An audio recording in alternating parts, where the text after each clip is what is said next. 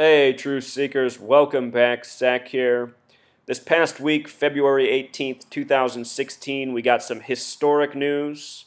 Obama will become the second president to visit Cuba. The last time it was done was 88 years ago in 1928 by Calvin Coolidge. I want to show you what is suspicious about this announcement coming on February 18th that Obama will be traveling to Cuba. The announcement came on a date with 56 numerology, a number that corresponds with the gematria of president. This is a major announcement for the President of the United States. The announcement is that he will be traveling to Cuba for March 21st and March 22nd. Let me show you what is suspicious about these dates. From February 18th to the day that he arrives there, March 21st, is a span of 33 days, and 33 is the number of Freemason obsession, a number coded all over the history of this nation, and oftentimes in a fateful way.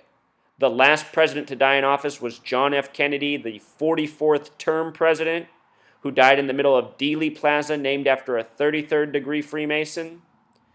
This number often showing up around death and major history. The date he arrives there, March 21st, 2016, is a date with a life lesson number of 33. So we get the announcement 33 days before he arrives there on the date with the 33 life lesson number. The date also has numerology of 60, 15, and 40. What's interesting about that date, March 21st, is the sequence 3, 2, 1, kind of like a countdown. And as I've pointed out before, the name Obama has gematria corresponding with bomb. The name sounds like bomb, plus it has gematria corresponding with bomb. The next day that he's there, March 22nd, is a date with interesting numerology as well, a date with 61 numerology, Obama born in the year 61. As I've pointed out before, the date Obama was born, August 4th, 1961, came exactly 144 days before the episode on the Andy Griffith Show of a bootlegging family getting busted at 411 Elm Street. 2 years later, JFK, the 44th term president, would be assassinated in Dealey Plaza, named after the 33rd degree Freemason, from 411 Elm Street. He would die on the first day of Sagittarius, which has a gematria of 144, like Obama being born 144 days before the episode. Think about how Obama's the 44th president, JFK was the 44th term president. Robert Kennedy would die at 1:44 in the morning. The numbers 44 and 144 heavily coded around assassinations throughout history. The date of March 22nd, 2016, also a date with 34 numerology. The word murder has gematria of 34. It's a date with 41 numerology, a number important to this nation. USA equals 41. 41 is the 13th prime number. Think about how the nation began with 13 colonies. Skull and Bones also has gematria of 41. And it's interesting that 322, March 22nd, has 41 numerology because the number of Skull and Bones is 322. The president before Obama was George W. Bush, a member of Skull and Bones. On March 22nd, Operation Shock and Awe began, the needless bombing of Baghdad and Iraq. March 22nd, in most parts of the world, is written 22/3, corresponding with the Jewish gematria of Masonic. Should be noted that the Synagogue of Satan also has gematria of 223, the false Jews who will rule in the end times according to the Bible. All these numbers heavily coded and not by coincidence. To go back in time, let's look at Calvin Coolidge, the last president to visit Cuba. He went there in 1928, again 88 years ago. He met with Cuba's president, Gerardo Machado, who was in office until 33, the same year that Coolidge would die. CC, Calvin Coolidge, died in 1933. With regards to 88 years ago, it makes me think of George Washington, the first president, the president who has a memorial built after him in Alexandria, a place with gematria 44, a 333-foot temple built in his honor. George Washington, a 33rd degree Mason. Uncle Sam, another word with gematria of 88, pertaining to the nation.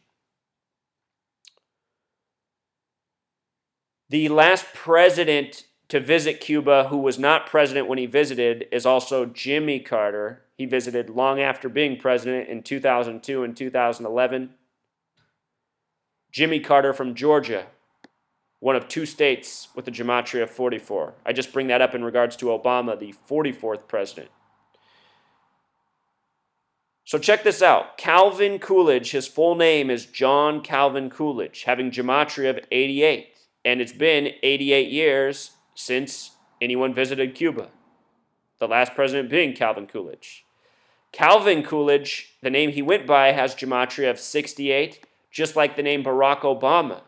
And let me remind you that 68 was a fateful year for this nation. The assassination of Martin Luther King Jr., the assassination of Robert Kennedy, 911 was made the national emergency dialing code that year, World Trade Center construction began, George W. Bush graduated from Yale in Skull and Bones, Space Odyssey 2001 came out, 68 was 33 years before 2001, the year Bush became president,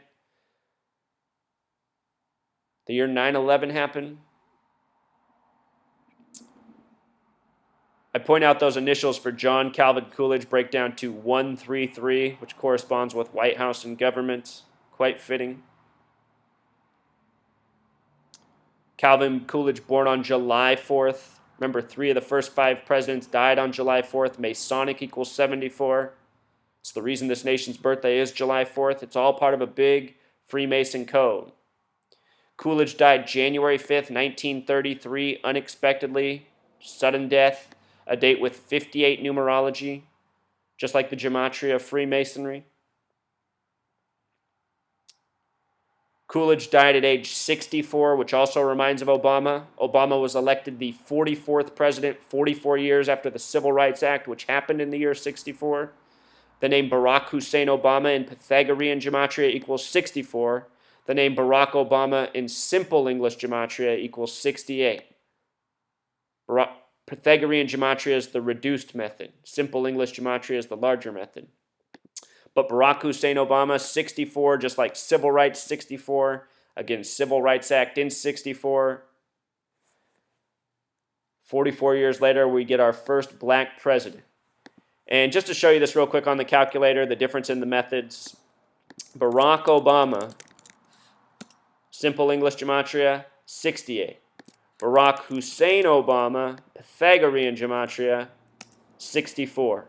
Just like civil rights is 64. So that's what's up with the announcement, Truth Seeker. More history by the numbers. We'll see if anything bad happens in Cuba. To me, it just says that would be too obvious, too obvious having him assassinated there, but you never know. Sometimes these people go for very obvious. On September 11th, 2001, I was saying this is too obvious, it's a hoax.